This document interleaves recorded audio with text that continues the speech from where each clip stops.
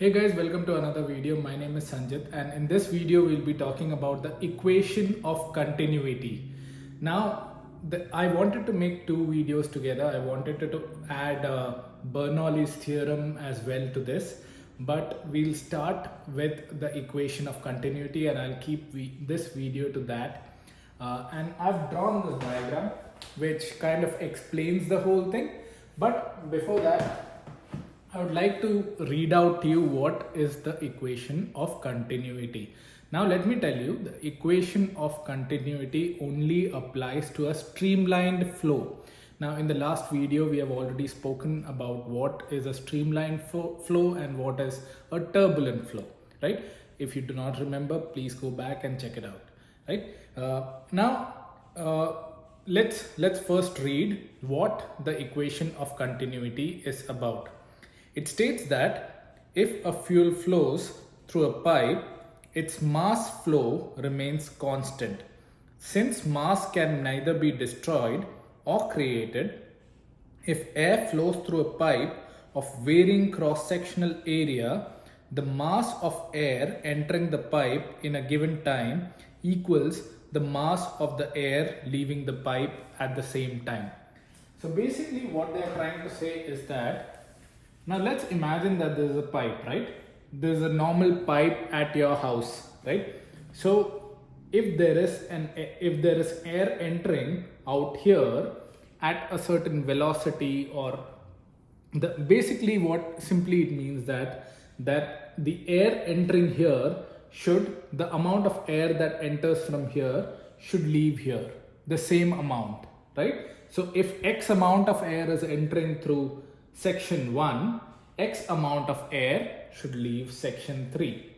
But what we are seeing here is basically that there's this area which is constricted, but at the same time the amount of air at 1, 2 and 3 should be constant or the same, right? So for the same amount of air to pass through section 2, basic common sense would say that the air has to speed up through this constriction or through this small area, right? So the air over here, the air over here and the air over here has to be constant because mass can neither be created nor be destroyed and it has to remain constant, right? So over here, as the air enters, I want to show you that mass airflow, the formula for the mass airflow is density into area. This is the cross section area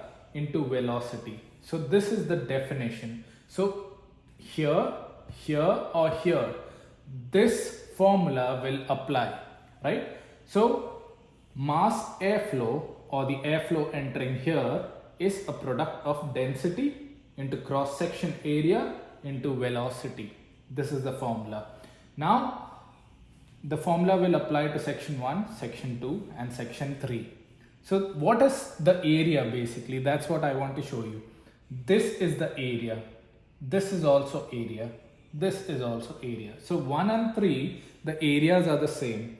But at 2, you will see that the area is constricted or area is smaller.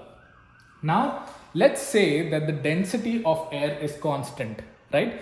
That is what I told you, that the density of air will remain constant in all 1, 2 and 3, right? So we'll just take into account mass airflow is equal to the cross-sectional area multiplied by velocity, okay? So the airflow anywhere would be a product of the area multiplied by the velocity, and density is constant anywhere. So we can also say that the mass airflow is directly proportional to area and velocity, right? We can also say that the velocity is inversely proportional to the area, right?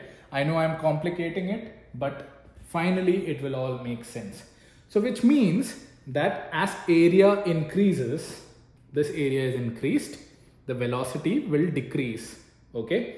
And as area decreases, the velocity will increase. So let's just imagine that you have a garden hose, right? A garden pipe. Okay. Now try constricting it, try holding it like this. You will see that the water flowing it through it will speed up in the area that you have constricted or held on like this. Even if you remember, now at the end of the pipe, in some cases, especially in Holi, when we are trying to throw water at each other through a pipe, we try to constrict it like this, and we see that water flows faster out of it because we have constricted the area and water is trying to flow at the same constant rate, right? But the velocity of the water is increased. That basically is the equation of continuity for you. So basically the mass airflow is directly proportional to area and velocity. Area and velocity are also linked to each other.